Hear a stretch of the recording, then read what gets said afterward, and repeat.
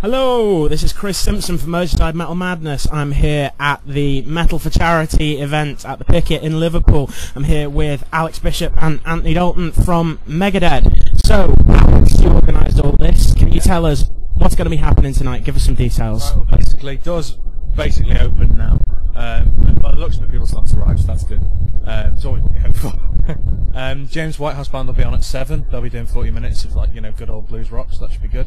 Quick changeover, then Rosetta Stone, another quick changeover, and then and then another changeover, and then it's us doing 80 minutes of including Rust in Peace from start to finish. Awesome. So you guys are, I think probably should have pointed out at the start, you guys are the Megadeth tribute band. Yes, we are. Probably should have made this clear. Alright, so you, as I said, you organised this. Where did the idea for this Metal for Charity event come from? Well, basically, it started off with Lalo and I. He's the drummer. Megadeth. We wanted to just play through Rust in Peace from start to finish. We'd love to do it in like a gig context, not just jamming. It's, it's a bit sad just jamming around and not really having any,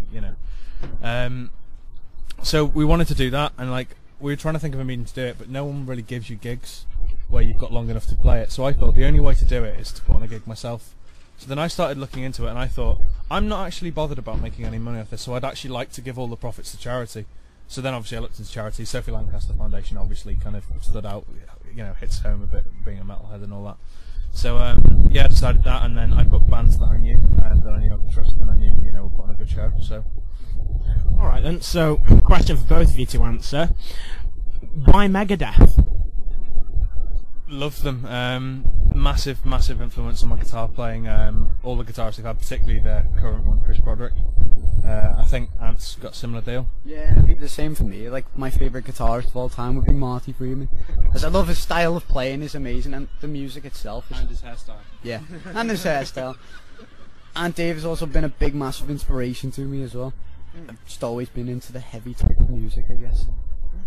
Alright, so has it been a struggle for you guys preparing for this event? I mean, it's particularly doing a big long Megadeth thing. It's a pretty demanding musically, I imagine. Yeah, no, it's been tough. I think one of the hardest things is scheduling, because Lalo's currently started working, so that made practice quite hard to organise. So we've only managed to actually organise a couple of practices.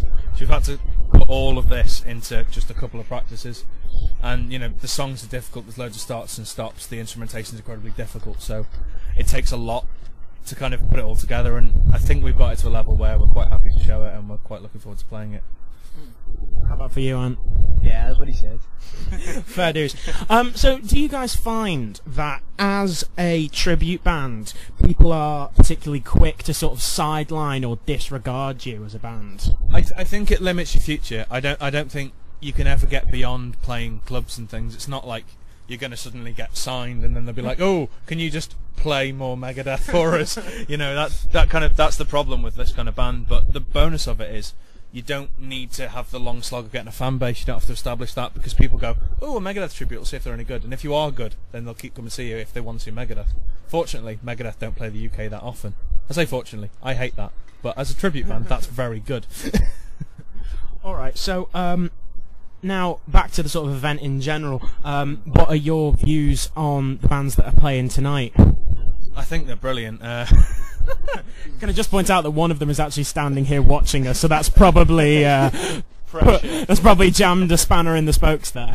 No, they can say go away so we can say horrible things about you. Like I said, the reason I booked them is because I know the guys, I know people in some of the bands. Hey, can we have 1 minute, mate? We're just doing a press interview.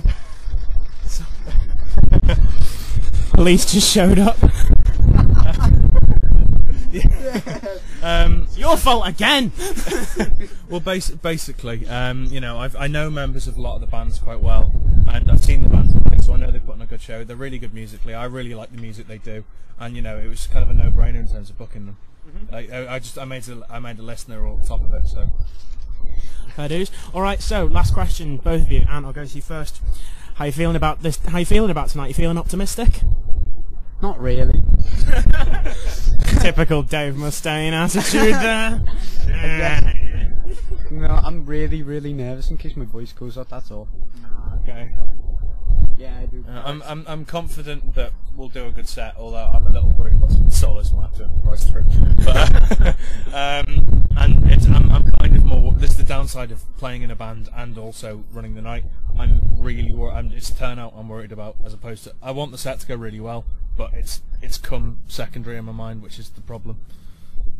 Fair enough, fair enough. Alright, thank you very much guys for talking to me. Good luck, we'll catch up with you after the gig. Cheers.